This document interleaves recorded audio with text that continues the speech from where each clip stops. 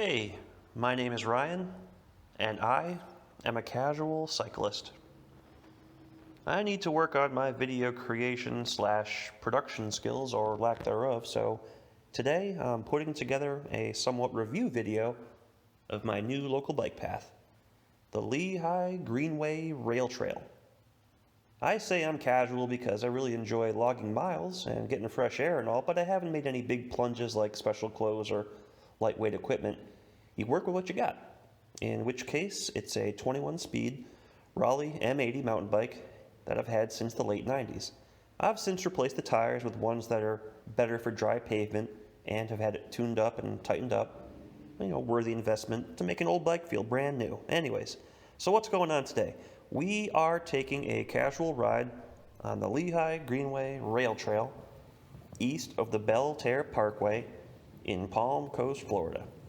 To provide some greater context, Bell Terre is basically the main north-south road that effectively is the dividing line between the eastern and western halves of town.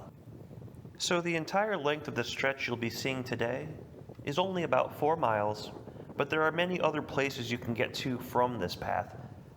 So effectively, I kind of think this is like the backbone kind of path because there's so many deviations from it. You can go there and back for 8 miles or do a loop around Route 100, which is to the south of here, whatever you like. In terms of difficulty, this is Florida, so there aren't any hills or elevation changes to speak of. In fact, I checked my Strava, and it showed up that I went 7 feet. Okay.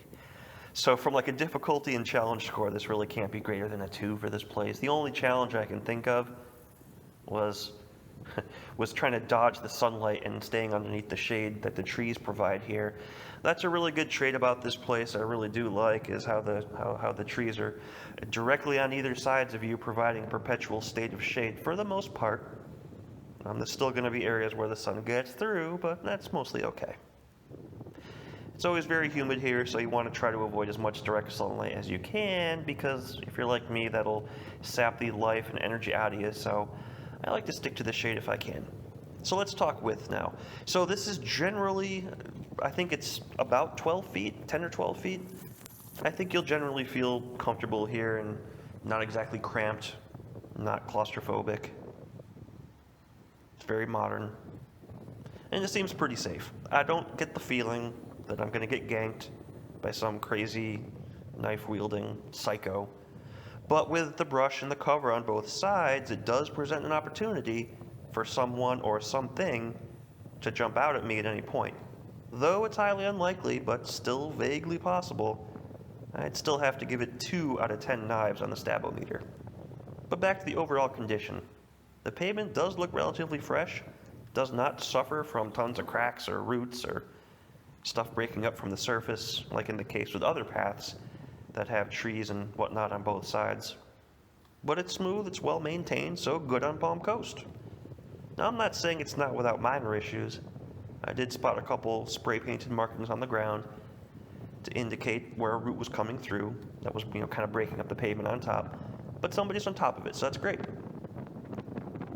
Now, as for animals and wildlife, I really haven't seen a whole lot here so far. I did startle a deer at one point. About 100 feet ahead of me, I saw the tail of a deer kind of standing at the edge of the path, and as I got closer, well, sure enough, I made enough noise for him to catch on to that and just leaped away. But there are also snakes you'll see on the ground, and I think there's wild boars out here too. And right now I'm thinking to myself, wait a minute, did I just pass a snake on the ground, or wait, was that a crack or a snake? So I did have to turn around to figure out what I did see. I was too busy holding the camera.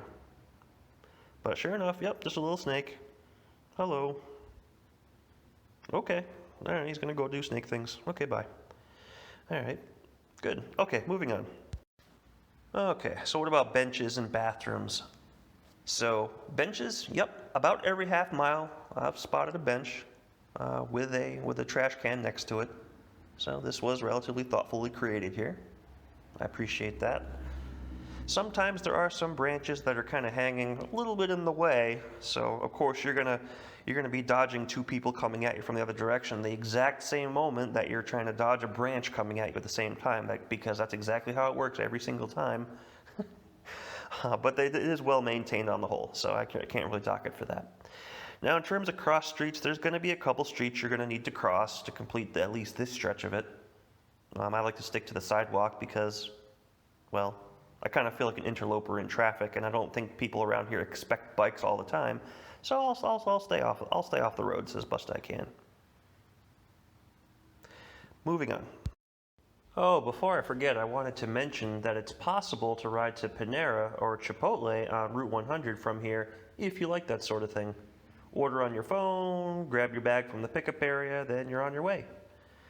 Actually, even Publix is accessible from this path through town center, but you'll want to remember your bike chain, your lock, and key, of course. I saved the best for last. This is the exciting part. Palm Coast approved a plan in 2018 to add a 1.6-mile connector from this very spot, southbound, that crosses over Route 100 to a park down there. This is still incomplete as of right now, obviously, but it's been in progress for a couple years. So it's very exciting for the future of Palm Coast and other bikers like me. And when I was deciding where to relocate to, Zillow said that Palm Coast had a bikeability score of 1 out of 10. And I'm really starting to disagree with that because I've found that there are many places you can get to from this path, so I feel that score was just a little bit too harsh. The very last mile of this path has what looks to be weeping willow trees, which creates a very unique feel to this section, almost out of a fairy tale, sort of.